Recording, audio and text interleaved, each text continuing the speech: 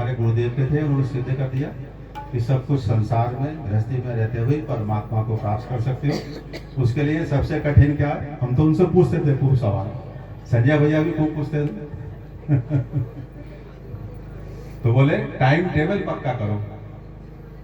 बोले दिन रात में कितने होते हैं घंटे? हमने कहा 24। बोले 26-28 तो नहीं होते। बोले जिसने भी परमात्मा को प्राप्त किया है तो 24 घंटे में ही तो प्राप्त किया, या कोई अतिरिक्त समय है? क्यों भाई?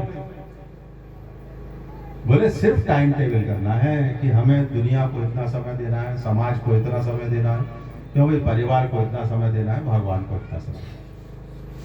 और बोले उस पर रहो पक्के। ये नहीं है टाइम टेबल तो बना लिया, लेकिन आज ये काम आ गया तो हमने बदल दिया, आज ये काम आ गया तो बदल दिया। तो जैसे दिनचर्या है हम लोग देखते थे, फिर हमने गौर किया तो बिल्कुल पक्का टाइम था। अगर उनके ध्यान का टाइम आ गया तो कोई कितना भी बड़ा आ जाए, बोले अल्लाह तुम थोड़ी देर बैठो, मैं ध्यान। ये नहीं है कि अब ये मौसा जी आ गए, फूफा जी आ गए तो चलो 1 घंटे बाद ध्यान कर लेंगे ना।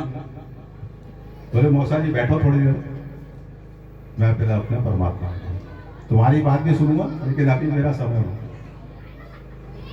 तो सांसारिक लक्ष्य हो या परमात्मा को पाना हो, दोनों के लिए टाइम टेबल पक्का होना चाहिए।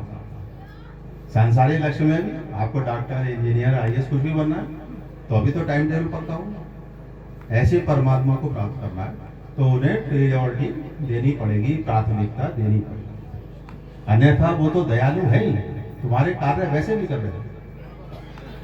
इसलिए भगवान ने गीता में कहा है कि जो अर्थार्थी भी हैं वो भी मेरे भक्त हैं। मान लो किसी सांसारिक कामना से मुझे भज रहे हैं तो वो भी भक्त कहा उन्होंने। भक्त क्यों कहा? क्योंकि वो मेरे से ही इच्छा कर रहे हैं, किसी और से इच्छा नहीं कर रहे।